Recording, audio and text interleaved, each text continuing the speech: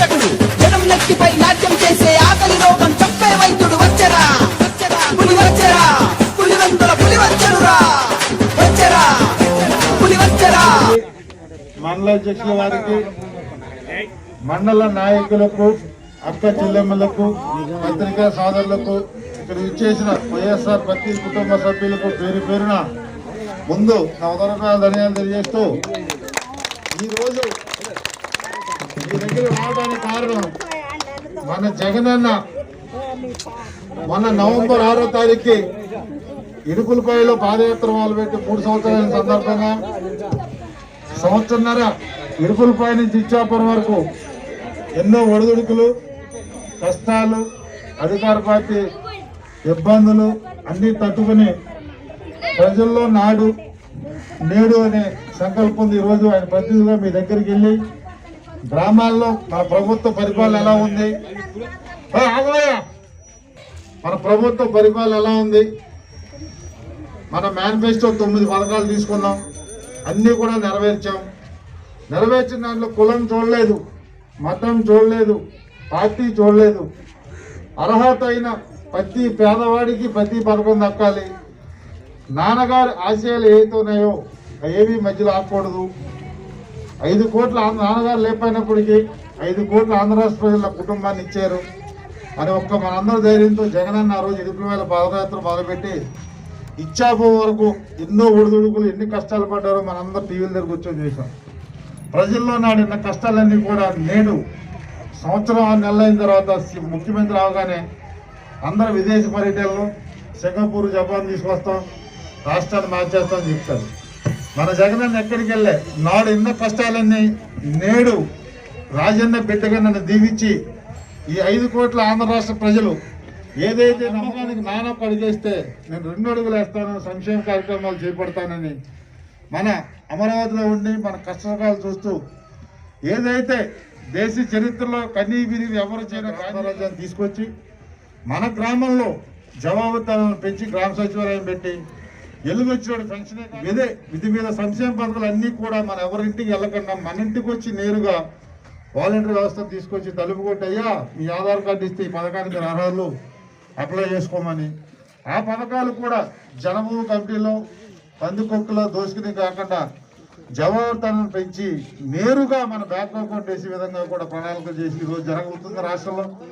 ఇదే ఆంధ్ర రాష్ట్రంలో గత ప్రభుత్వం చూస్తే మన రాష్ట్రం విడిపోయింది, మన దగ్గర డబ్బులు అర్థం చేసుకుని ముఖ్యమంత్రి కాలయాపన చేస్తూ రాష్ట్రాలు ఇదే జపాన్ తీసుకొస్తా, సింగపూర్ తీసుకొస్తా, అల్లపల్లి చెప్పి గత 5 సంవత్సరాల పాలకులు మోసం చేస్తే అదే మన జగనన్న అదే రాష్ట్ర ముఖ్యమంత్రిగా అయ్యి ఇన్ని సంక్షేమ పథకాలు ఏదైతే మేనిఫెస్టోలో పెట్టారో 9 రకాలు ప్రతి పథకం నేరుగా లబ్ధిదారుడికి అందే విధంగా మేనిఫెస్టో కూడా 100% ఈరోజు అమలు జరుగుతూ ఉన్నాయి. ఇంకా నా అక్క చెల్లెమ్మలకి, అవ్వాతాతలకి ఇంకేం కావాలి సంక్షేమ ఫలాలు, సంతృప్తిగా ఉన్నారా లేరా అని చెప్పి ఆయన పద్ధతిని మీరు గ్రామాల్లోకి వెళ్ళండి, పేటల్లోకి వెళ్ళండి, వాళ్ళ కష్ట సుఖాలను తెలుసుకుని ఇవన్నీ కూడా బాధ్యతలు పంపించినట్టయితే ఇవన్నీ కూడా సమీక్ష చేసి అక్క చెల్లెమ్మలకి ఆంధ్రప్రదేశ్ రూపురేఖలు మార్చి సుఖసంతలతో విధంగా రైతు కుటుంబాలు అందరికీ కూడా నేనున్నానని చెప్పండి అని చెప్పి మీ దగ్గర పంపడం జరిగింది. అలాగే నాడు నేడు స్కూల్స్ తీసుకుంటే మీ గ్రామంలో స్కూల్ ఒకప్పుడు ఎలాగుంది, ఈరోజు ఎలాగుంది, మన పిల్లలు వెళ్తున్నారు. ఇంగ్లీష్ మీడియం తీసుకొచ్చి రోజుకు ఆహారం, పౌష్టికాహారం, బలమైన ఆహారం కావాలి. డబ్బున్న పిల్లలే కాదు, నా అక్క చెల్లెమ్మలు, నా 5వ ఒకటి ఆంధ్ర రాష్ట్రాలు అందరూ కూడా ప్రైవేట్ స్కూళ్ళకి గవర్నమెంట్ స్కూల్ తగ్గాలని చెప్పి ఎన్నో సమీకరణలు తీసుకొచ్చి జగనన్న గౌరవద్దని, జగనన్న విద్యాదేవునని, నాడు నేడు ఇంగ్లీష్ ఎన్నో సంక్షేమాలు చేపడుతుంది మన జగనన్నకి. ఈరోజు యావత్ భారతదేశం కూడా మన రాష్ట్ర ముఖ్యమంత్రి జగన్మోహన్ రెడ్డి చూస్తుంది. ఎందుకంటే అవినీతికి తావు లేకుండా కులం, మతం, పార్టీ చూడమని వెళ్తున్న ఏకైక సీఎం మన జగన్మోహన్ రెడ్డి గారిని కూడా ఈ సభాముగా మీకు తెలియజేస్తూ ఇంకా ఎన్నో సంక్షేమాలు రాబోయే రోజుల్లో మన ఆంధ్ర రాష్ట్ర రూపురేఖలే మారిపోయి మనం అందరూ సుఖసంతాలతో నవ్వుతూ చిరునవ్వుతూ ఉండే రోజు త్వరలోనే ఉంది. జగనన్న ప్రభుత్వంలో మనం చేయబోతున్నాం. అలాగే ముఖ్యంగా మీ గ్రామం వచ్చేటప్పటికి చిన్న సమస్యలు చెప్పారు. ఒకటి పోడు భూములు, నాకు పెద్దలు మిత్రుడు శ్రీనాథ్ గారు చెప్పారు. రేపు జనవరిలో భూగర్భ సర్వే జరుగుతుంది. సర్వే అనేది గవర్నమెంట్ భూములే కాదు, మన ప్రతి భూమి కూడా ఆన్లైన్ అయ్యి మనకు నెంబర్ ఇచ్చి అన్నీ కూడా పక్కాగా రికార్డ్ చేసి గవర్నమెంట్ భూమి ఏమున్నాయి, తగాదాల్లో ఏమున్నాయి, ఇవన్నీ కూడా 2 నెలల టైం పెట్టి స్పెషల్ టీములు వేసి భూమి సర్వే చేయబోతున్నారు. సర్వే అయిన తర్వాత ఎవరైతే నిరుపేద ఉంటారో సీతాజీ గారు చెప్పినట్టు 250 ఎకరాల్లో ఎకరం వస్తుందా, అరెకరం వస్తుందా, ఫస్ట్ సీతాజీ గారు చెప్పిన విధంగా దానికి మేము కూడా ప్రయత్నించి ఫస్ట్ మీ గ్రామంలో నిజమైన నిరుపేద సెంటు భూములు ఎవరైతే ఉంటారో కులం మతం చూడకుండా ముందు ప్రయత్నాలకు ఇస్తామని చెప్పి దానికి మా వంతు కృషి చేస్తామని కూడా తెలియజేస్తూ, ఇంకా డ్రైన్లు అన్నారు, డ్రైన్లు వచ్చినాయి. కరోనా మహమ్మారి వల్ల కొంత ఆర్థికంగా ఇబ్బంది ఆగింది.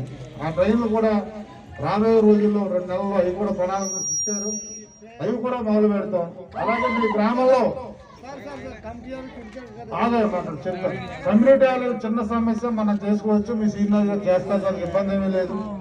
అలా ఇంకెన్నో సంక్షేమ కార్యక్రమాలు మనం చేసుకోవడానికి మన జగనన్న మనకి ఒక అన్నగా, ఒక్కగా, ఒక మావయ్యగా, ఒక అన్నగా, మన కుటుంబ పెద్దగా మన బాధ్యతలు తీసుకుని ప్రజల్లో నేడు ఆ రోజు కష్టాలు విడుదల పైన ఇచ్చాం. 4000 కిలోమీటర్ల పైచీలకు ఆ రోజున్న ప్రభుత్వాలు ఇబ్బంది పెట్టినా, ఎన్ని కష్టాలు పెట్టినా నాకు ఆంధ్ర రాష్ట్ర 5 కోట్ల ప్రజలు ఉన్నారు ఒక సంకల్పంతో ప్రతి అడుగు ఆంధ్ర రాష్ట్ర అభివృద్ధిగా చేస్తూ ఏదైతే కష్టాలు ఉన్నారో ఆటో వాళ్ళే కానివ్వండి, అలా ఒకటి కాదు, రజకులే కానివ్వండి, తప్పు సోదరులే కానివ్వండి, డాక్టర్ రుణమాఫీయే కానివ్వండి, ఇలా ఎన్నో రైతు భరోసా కానివ్వండి, గ్రామ స్థాయిలో అన్ని తీసుకొచ్చిన ఏకైక ముఖ్యమంత్రి మన జగన్మోహన్ రెడ్డి గారు అని చెప్పి కూడా తెలియదు.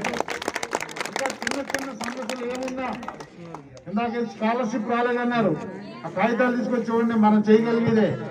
పెన్షన్ రాకపోయినా అర్హత ఎవరు రాకపోయినా మీ గ్రామాలకు మన పెద్దలు సీనియర్ గారికి ఇవ్వండి, ఆ పనులు అవుతాయి. మళ్ళీ వచ్చేసారి ఈ సమస్యలు కొనుక్కోవడానికి వాలంటీర్ వ్యవస్థకి, గ్రామ సచివాలయ సిబ్బందికి, ఎన్ఆర్జీఎస్ ఫీల్డ్ అసిస్టెంట్కి ఈ రాని ఏమన్నా కూడా ఇవన్నీ కంప్లీట్ చేసి మళ్ళీ వచ్చినప్పటికి నవ్వు చూడాలి, ఏది చిన్న కంప్లీట్ గ్రామంలో ఉండకూడదని చెప్పి ఇంత చక్కటి అవకాశం ఇచ్చిన పెద్దలందరికీ మరొకసారి శివసోజు నమస్కారం నేను సెలవు తీసుకుంటున్నాను. జై జగన్.